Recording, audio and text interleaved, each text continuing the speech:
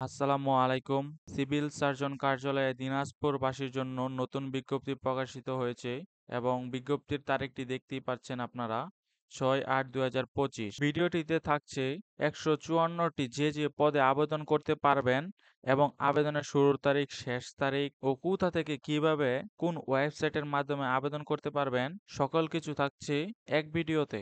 আমি ওয়েবসাইটে কিভাবে আপনারা আবেদন করতে পারবেন সকল কিছুই দেখিয়ে দিব ভিডিওর মাধ্যমে। চলুন দেরি না করে ভিডিওটি শুরু করি। প্রথমে দেখিয়ে দিচ্ছি ওয়েবসাইটের লিঙ্কটি। এই ওয়েবসাইটের মাধ্যমে আপনারা আবেদন করতে পারবেন এবং ভিডিওর শেষে কিভাবে করবেন তা দেখিয়ে দিব এবং সম্পূর্ণ আবেদন অনলাইনের মাধ্যমে করতে হবে। অনলাইন ব্যতীত আবেদন গ্রহণযোগ্য হবে না। পদের নাম ষাট মুদ্রাক্ষরিত কাম কম্পিউটার অপারেটর ১ জন, গ্রেড ১৪। কোন স্বীকৃত বিশ্ববিদ্যালয় হতে স্নাতক ও সমমান সিজিপি ও স্নাতক সমমান ডিগ্রি। কম্পিউটার ব্যবহারের দক্ষতা থাকতে হবে এবং প্রতি মিনিটে বাংলা ৪৪টি, ইংরেজি ৭০টি মিনিটে এবং কম্পিউটার টাইপিং প্রতি মিনিটে বাংলা ২৫ এবং ইংরেজি ৩০। পরিসংখ্যানবিদ, পদ সংখ্যা ৫টি, গ্রেড ১৪ এবং শিক্ষাগত যোগ্যতা স্বীকৃত বিশ্ববিদ্যালয় হতে পরিসংখ্যান, গণিত, অর্থনৈতিক বিষয়ক স্নাতক ও সমমান ডিগ্রি থাকতে হবে। কম্পিউটার ব্যবহার দক্ষতা থাকতে হবে। তৃতীয়, স্টোর কিপার, পদ সংখ্যা ৬০টি, গ্রেড ১৬।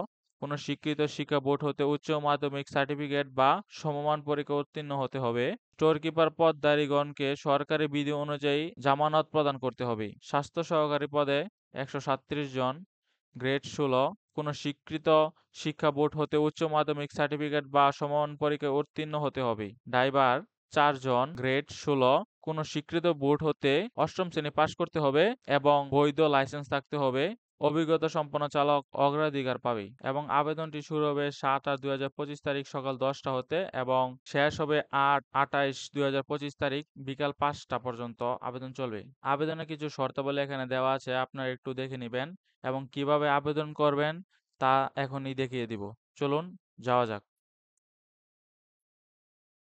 প্রথমেই আপনারা এই লিঙ্কটি কপি করে নেবেন। লিঙ্কটি কপি করে নেওয়ার পর ক্রোমে যেয়ে সার্চ করবেন। তারপর এখানে দেখবেন অ্যাপ্লিকেশন ফর্মে ক্লিক করবেন এবং আপনি যে পদে আবেদন করতে চাচ্ছেন সেই পদে সিলেক্ট করে নেক্সট দিবেন এবং তারপর আপনার পরিচয়পত্র দিবেন।